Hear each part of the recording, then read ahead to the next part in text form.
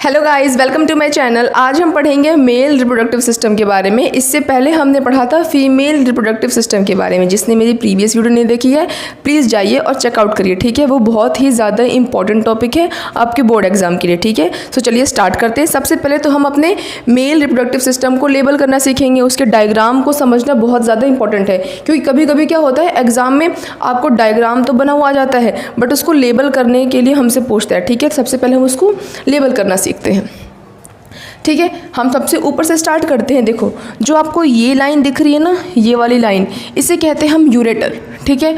जो आपको ये ब्लैक ब्लैक सा दिख रहा है ना, एक्चुअल में ये ब्राउन कलर का होगा आपके बुक में, इसे हम कहते हैं सेमिनल वेसल्स, ठीक है।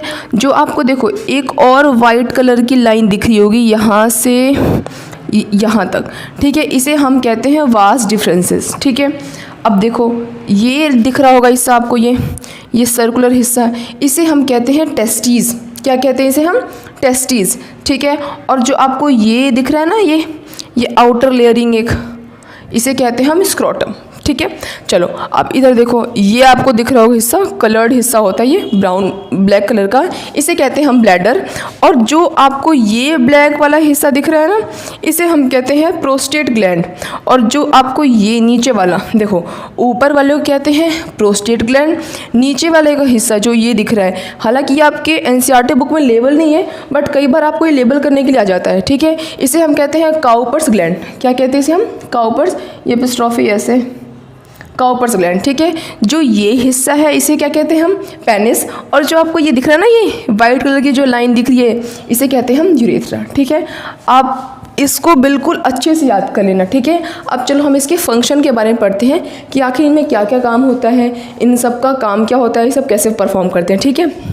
चलो स्टूडेंट्स, जो हमारा मेल रिप्रोडक्टिव सिस्टम होता है, इसका सबसे मेन ऑर्गन टेस्टीज़ होती है। क्या होती है? टेस्टीज़। क्योंकि टेस्टीज़ ही वो जगह है जहाँ पे जो मेल गैमेट्स होते हैं, सेक्स सेल्स होते हैं, वो डेवलप होते हैं। मेल गैमेट्स मतलब होता है स्पर्म।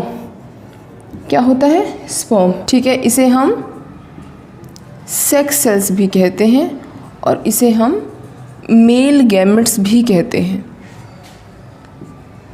ठीक है। इसे आप लर्न रखना, बहुत ज़्यादा इम्पॉर्टेंट है, ठीक है। तो जो टेस्टीज़ होती है हमारी, वो क्या करती है? वो स्पर्म का प्रोडक्शन करती है, ठीक है। पहला काम, सबसे मेन काम। और दूसरा काम क्या करती है? जो टेस्टीज़ होता है, टेस्टीज़ एक मेल हार्मोन्स का प्रोडक्शन करती है, कहते हैं हम टेस्टोस्टेरोन। क्या कहते हैं? टेस्टोस्टेरोन, ठीक है। यानी हमने पढ़ लिया हमारी टेस्टिस का दो काम। सबसे पहला काम क्या है कि वो स्पर्म का प्रोडक्शन करती है और दूसरा काम क्या होता है कि वो एक मेल हार्मोन टेस्टोस्टेरोन का क्या करती है? प्रोडक्शन करती है, ठीक है। अच्छा, टेस्टोस्टेरोन हार्मोन्स क्या है? इसमें क्या होता है? जैसे जो आप मेल, किसी को मेल कहता है इंसान की ये मेल है, हमें कैसे पता चलता है कि वो मेल है? हमें दिखता है कि उसकी बियर्ड है, उसके क्या कहते हैं, आवाज़ थोड़ी सी वॉइस ब्रेक हो जाती है ना थोड़ी सी। लड़कों की आवाज़ कैसी होती है? थोड़ी सी ब्रॉड सी, फटी सी होती है। लड़कियों जैसी थोड़ी ना होती है। और उनके आर्मपिट्स में हेयर का ग्रोथ होना, थोड़ा सा मैच्योर हो जाना, थोड़ा बहुत लड़कियों की तरफ अट्रैक्ट होना। अगर मान लो किसी लड़के के पास उसका टेस्टीज़ नहीं है, अगर टेस्टीज़ नहीं होगा तो वो टेस्टोस्टेरोन हार्मोन रिलीज़ भी नहीं होगा। और अगर हार्मोन रिलीज़ नहीं होगा तो जो भी लड़कों के जो फीचर्स होते हैं वो उसके अंदर डेवलप नहीं होगा और वो फिर लड़कियों से भी अट्रैक्ट नहीं होगा। क्योंकि अगर मान लो किसी के अंदर टेस्टोस्टेरोन हार्मोन रिलीज़ नहीं हो रहा है तो वो किसी भी गर्ल्स फीमेल से अट्रैक्ट नहीं हो पाएगा। ये थोड़ा सा डिटेल हो गया बट अपने हम टॉपिक पर वापस आते हैं, ठीक है।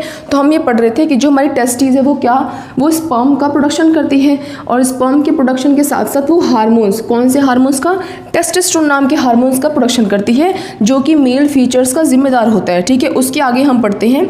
देखो ये हमारा टेस्टीज़ रहा।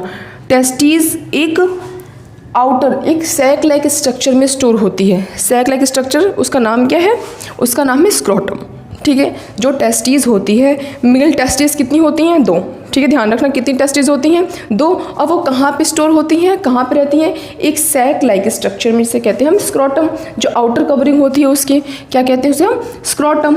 और उसके बाद जो टेस्टीज़ हमारी होती है वो ह्यूमन बॉडी के बाहर एब्डोमिनल कैविटी के कहाँ होती है, बाहर होती है।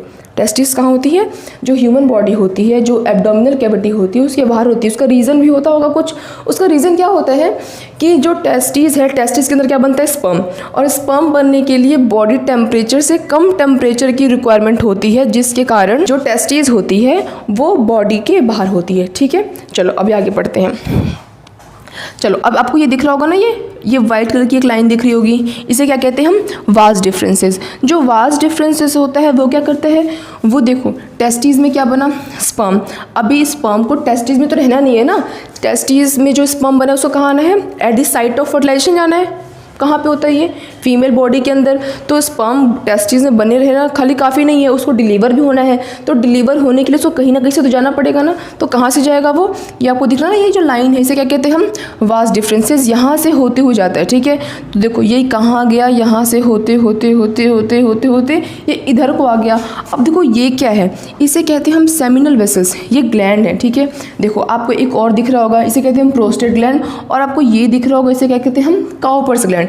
ठीक है, ये तीनों ग्लैंड मिलकर, इतना डिटेल में नहीं पढ़ना इसे, लेकिन ये तीनों ग्लैंड मिल क्या करते हैं, जो स्पर्म है उसमें कुछ फ्लूइड रिलीज करते हैं, जिसके कारण से जो स्पर्म है उसकी कंसिस्टेंसी बिल्कुल लूज हो जाती है, वो ट्रांसपोर्ट इजीली हो पाता है। और एक और काम करता है क्या, कि वो उस स्पर्म में कुछ न्यूट्रिशन भी ऐड कर देते हैं। ठीक है, चलो अब देखो इन ग्लैंड्स के ऊपर आपको ये चीज़ और दिख रही होगी, इसे क्या कहते हैं हम, ब्लैडर। ठीक है, और ये एक पाइप इससे जुड़ा हुआ दिख रहा है, इसे कहते हैं हम यूरेटर। अब देखो ध्यान से देखना, कंफ्यूज नहीं होना।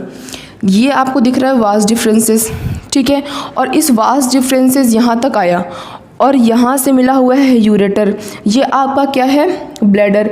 यूरेटर मतलब जहाँ से यूरिन आता है, यूरिन आकर इस ब्लैडर में क्या हो गया, इकट्ठा हो गया। यहाँ से क्या आया, स्पर्म आया। ये हमारा क्या है, ग्लैंड, जो कि कुछ फ्लूइड रिलीज करेगा स्पर्म के अंदर। अब देखो यहाँ पे आपको दिख रहा है, मैंने कुछ वाइट सा स्पेस छोड़ रखा है, ये गलती से नहीं छोटा है, ये क्या है, एक लाइन है, एक पैसेज है। जो यूरिन यहाँ पे स्टोर हुआ है वो भी सेम पैसेज से जाएगा। ठीक है, देखो ये हमारा है स्पर्म वाला पैसेज, और सेम यही हमारा यूरिन का भी पैसेज है। हमारा मतलब मेल का, ये मेल का क्या है, ये यूरिन का और स्पर्म का दोनों का पैसेज क्या होता है, सेम होता है। ठीक है, तो यहाँ से होते हुए जो यूरिन है और जो स्पर्म है वो यूरेथ्रा से बाहर निकल जाता है, इसे कहते हैं हम पेनिस। इसका मेन फंक्शन क्या होता है, इसका मेन फंक्शन होता है कि जो टेस्टिस के अंदर जो स्पर्म बना है उसको डिलीवर करना। ठीक है, जिसके कारण से रिप्रोडक्शन पॉसिबल हो पाएगा। ठीक है, तो चलिए थोड़ा सा हम इसको डिटेल में पढ़ लेते हैं। ठीक है, आइए स्टार्ट करते हैं। ठीक है, the male reproductive system consist of 2 parts. कह रहे जो मेल रिप्रोडक्टिव सिस्टम है वो 2 पार्ट्स में डिवाइड है। First one which produce germ cells, पहला वो जो कि हमारा जर्म सेल प्रोड्यूस करता है, and second one which deliver the germ cell, और जो सेकेंड वाला हिस्सा है वो क्या करता है, जर्म सेल्स को डिलीवर करता है। जर्म सेल्स क्या होता है, स्पर्म। ठीक है, to the site of fertilisation, कहाँ डिलीवर करता है, जहाँ पे फर्टिलाइजेशन होता है। कहाँ होता है, फीमेल बॉडी के अंदर होता है। ठीक है, आगे कह रहा है the formation of germ cells take place in testis, कि जो जर्म सेल्स है वो कहाँ पे बनता है, टेस्टिस में बनता है। These are located outside the abdominal cavity, और जो हमारा टेस्टिस है वो कहाँ लोकेटेड होता है, एब्डोमिनल कैविटी के बाहर लोकेटेड होता है। ठीक है, because sperm formation require lower temperature than the body. ठीक है, जो हमारा टेस्टिस होता है वो हमारी बॉडी के मतलब मेल बॉडी के बाहर लोकेटेड होता है। कारण क्या होता है उसका, कि जो हमारा टेस्टिस होता है उसके अंदर क्या बनता है, स्पर्म, और स्पर्म बनने के लिए बॉडी टेम्परेचर से लोअर टेम्परेचर चाहिए होता है। इसीलिए जो स्पर्म बनता है जहाँ पे टेस्टिस के अंदर, टेस्टिस हमारी बॉडी के बाहर होता है। ठीक है, चलो आगे कह रहे हैं it also produce male hormones testosterone. It मतलब कौन, जो हमारा टेस्टिस है वो मेल हार्मोन भी प्रोड्यूस करता है, जिसका नाम क्या होता है, टेस्टोस्टेरोन। ठीक है, ये वो हार्मोन है जिससे हम किसी भी इंसान को कहते हैं कि ये मेल है। जैसे इस हार्मोन के कारण होता क्या है कि कि थोड़ा सा वॉइस क्रैक होना, बियर्ड आना, ठीक है, थोड़ा सा मेल और फीमेल में हल्का फुल्का जो अट्रैक्शन होता है वो भी किसी कारण होता है, टेस्टोस्टेरोन हार्मोन कारण, ठीक है। क्या the sperm form deliver through vas deferens there is a common passage for both sperm and urine, कि जो स्पर्म बनता है कहाँ पे, टेस्टीज में, वो डिलीवर कैसे होता है, वो डिलीवर होता है वास्ट डिफरेंस के थ्रू, जो कि सेम पैसेज होता है यूरिन का भी, ठीक है, और स्पर्म का भी। फीमेल में ये दोनों पैसेज अलग अलग होता है, लेकिन मेल में दोनों पैसेज सेम होता है, यूरिन का भी, ठीक है, और स्पर्म का भी। आगे पढ़ते हैं। Along the path of the vast difference gland like the prostate and the seminal vessel add their secretion so that sperm are now in fluid which make their transport easier and also provide nutrition। कह रहा है कि जब sperm testis से निकलकर site of fertilisation तक जाता है तो रास्ते में उसे कौन लोग मिलते हैं, कुछ ग्लैंड मिलते हैं जैसे कि प्रोस्टेट एंड सेमिनल वेसल्स। ये क्या करते हैं, उस स्पर्म के अंदर कुछ फ्लूइड मिक्स कर देते हैं, जिससे कि जो हमारा स्पर्म होता है वो थोड़ा सा लूज हो जाता है, थोड़ा सा लिक्विडी ट्रांसपेरेंट हो जाता है, जिसके कारण से उसका ट्रांसपोर्ट करना ईजियर होता है। और साथ के साथ देखो आपको यहाँ पर लिखा हुआ है कि हमारे स्पर्म को न्यूट्रिशन भी प्रोवाइड होता है, ठीक है। सो स्टूडेंट्स, आप ये नोट्स पढ़ना बहुत इंपॉर्टेंट है, ठीक है। अब चलो एक चीज़ हम कंपेयर कर लेते हैं, थोड़ा सा मेल रिप्रोडक्टिव सिस्टम के बारे में और थोड़ा सा फीमेल, इन दोनों को थोड़ा बहुत कंपैरिजन कर लेते हैं क्योंकि बहुत ज़्यादा इंपॉर्टेंट है, ठीक है। अब देखो फीमेल भी सेक्स गैमेट्स प्रोड्यूस करती है और मेल भी, ठीक है। अंतर क्या होता है, देखो फीमेल के सेक्स गैमेट्स को हम एग कहते हैं, ओवम कहते हैं, ठीक है, और मेल के सेक्स गैमेट्स को हम क्या कहते हैं, स्पर्म कहते हैं। अब इन दोनों में अंतर क्या होता है कि जो लड़की होती है, जो फीमेल होती है, वो जब पैदा होती है उसकी ओवरी में तभी से एग होते हैं, बट अंतर क्या होता है कि तभी वो मैच्योर फॉर्म में नहीं होते हैं। जैसे ही गर्ल प्यूबर्टी की एज पे पहुंचती है, गर्ल जो एग होता है वो मैच्योर हो जाता है, ठीक है। लेकिन जो मेल होते हैं उनमें जो स्पर्म होता है वो पैदाइशी नहीं होता, जब वो प्यूबर्टी की एज पे पहुंचते हैं तब बॉडी स्पर्म बनाना स्टार्ट करती है, ठीक है। अब सेकंड चीज़ जो पढ़ने वाली चीज़ है वो ये है कि जो मेल में यूरिन का और स्पर्म का जो पैसेज होता है, देखो इधर पे जो ये पैसेज है ना, ये वाला यूरेथ्रा, ये मेल में स्पर्म के लिए भी होता है और यूरिन के लिए भी,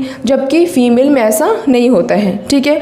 और जो थर्ड चीज़ पढ़ने वाली वो क्या है कि जो हमारा मेल है, मेल का जो टेस्टीज है वो एक तो काम करता है कि सेक्स गैमेट्स को प्रोड्यूस करता है, नहीं कि स्पर्म, और सेकंड काम क्या करता है वो कि एक मेल हार्मोन टेस्टोस्टेरोन उसको रिलीज़ करता है, जिसके कारण से हमको मेल फीचर्स दिखाई देते हैं। और फीमेल में क्या होता है, फीमेल में दो हार्मोन्स रिलीज होते हैं, एक एस्ट्रोजन और second one is progesterone. I hope आपको ये वीडियो समझ में आई होगी। अगर आपको मेरी वीडियो हेल्पफुल लगती है तो प्लीज़ आप मेरी वीडियो को लाइक और मेरे चैनल को सब्सक्राइब करे बिना मत जाना। Thanks for watching, thank you, bye guys.